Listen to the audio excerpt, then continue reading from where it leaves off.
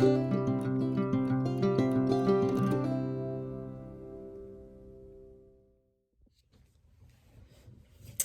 friends, welcome to the Share Report. If you're new here, thank you so much for joining. Be sure to hit that subscribe button. And for those of you who are returning, thank you so much. Be sure to share this channel with others to get others on board to become active citizens. I state this every single video I open up with, that it is imperative for our safety, our freedom, our finances, for our well-being, that we're all active and informed citizens, that we know what's going on, we know our history, that we do something about it. And I opened up this video with a great statement from General Smedley Butler, an amazing man. He served in the military over 33 years and 4 months, had several medals, and he even realized that war is definitely a racket, and that war profiteers are actually profiting from people being harmed. They're lining their profits. The military industrial complex, corporations, people who promote the defense contractors, which is all propaganda terminology, their pockets are being lined at the expense of American citizens not having the right things to be able to survive daily. And then people who are we are going to bomb their countries, they're being harmed, they're dying, they're in hospitals, our soldiers are coming back home maimed and having psychological problems, all for corporations and politicians. Their pockets are being lined through war, being filled up through war. I'm going to open up pretty much this whole video with another video. I'm going to show you a clip, not the whole thing, but I want you to see this. And it's from another gentleman who have served, and his statement, his whole speech is amazing. And then I'm going to end with something, because a lot of people say, what do I do? How should I go about telling people, what can I do? I'm stuck with not knowing what to do. And he even speaks on this in his video, that a lot of people ask him, what can I do? And he will say some things that you can do. And then I also personally have some things that I think that we all could do. So I'm going to play the video and then we will reconvene. Named Mike. In a snowstorm in 2010, a young soldier named Mike Preisner, speaking without notes, became a legend with a spontaneous speech which identified the gulf between the real America and the America of the military media industrial complex. Every word he said echoes louder than ever today. Susan Brothers, thanks everyone for being here. We're from the organization March Forward, and we're here to say to all those serving in the Army, and the Marines, and the Air Force, and the Navy, that you have the absolute right to refuse to take part in these criminal wars, and that's a right that all of you should exercise. You have no reason to go put your life on the line and kill and die for profit. We've been to Iraq, we've been to Afghanistan, and we know what these wars are really about. And we joined the military for many reasons. Because we need a college education, because we need a job, because we need health care. And then we joined the military, and they tell us that our enemies are poor people in caves in Afghanistan, or poor people in the deserts of Iraq. But we've been to those countries, and we know that our enemies are not other poor people abroad. Our enemies are the people that laid us off from our jobs, that denied us health care, that make it impossible to get an education. Our enemies are not in the poorest countries on the planet, but right here in the richest one. Now these wars, the occupations of Iraq and Afghanistan alone, are costing over $700 million every single day. This is a crime.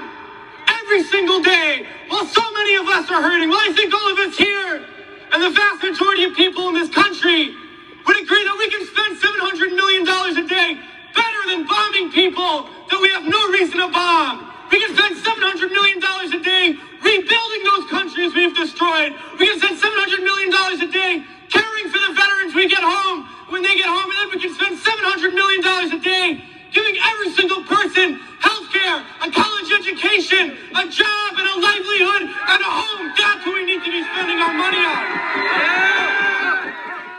That video is simply profound, and it rings true even today. Even though that was back in 2010, it rings true even today. How much money our politicians are making off war, the military industrial complex, these people who are lining their pockets of harming people. And the numbers was amazing. I was astounded. $700 million a day. I did some calculations, and there's currently 332 million Americans. And I like, if we gave each American $200 million, we would still have $36 million left. $36 million left over. If we gave each American $200 million, we would still have millions of dollars left over. The amount of money that they spend per day, millions, hundreds of millions of dollars of profiting from harming other people. It is astounding. I also did some research on how much the American people make, their average salary of Q4 of last year, and it's $59,000. $59,000 was the average salary of last year, the last quarter of last year, Q4. $59,000.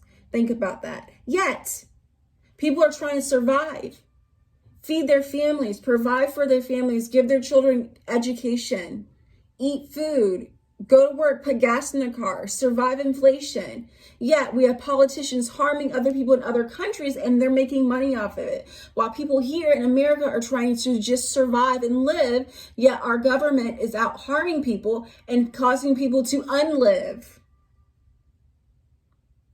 It's purely amazing, friends, what is going on in our country, what we allow to go on in our country. And people are like, what can we do? What do we do? That's what's said at the very end of the video. I didn't want to play his whole video there. I'll leave the full video for you to look at, and maybe I'll play the rest of it in a different video. But I wanted to share something with you that can be done and that we need to start thinking about. And it's called, the heading of this video called the Uriah Law. I'm going to read something to you. So this is called the Uriah Law, and it's based on a true story between a politician and a soldier. If you are a Christian and you read the Bible, you will recognize 2 Samuel 11, verses 1 through 13. This law will be based on Uriah's sacrifice. He's the soldier. He went to the battlefield. He refused to live a life of luxury. But the politician, who was David, even after tempting him, got him drunk.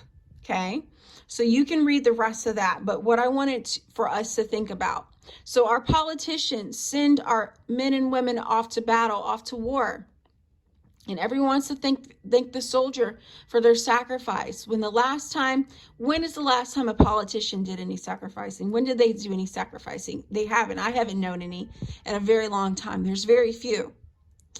So, one thing I wanted to point out is our politicians that are sending our men and women to war, they should be doing the same thing that our soldiers are doing. They should live in the same ways that our men and women in the army or military are living. They should eat the same food. They should live in the same living conditions, wear the uniform, be on the front line, experience the same things that our military men and women experience. It's a disgraceful and criminal distribution of wealth. Who benefits from war? Who is it? It's not rocket science. Follow the trillions of dollars, tax money. Where does it go? Where's all this money going? Certainly not to soldiers. I have plenty of relatives who are soldiers that served in the military. And they're definitely not millionaires. I've had uncles who served in the military.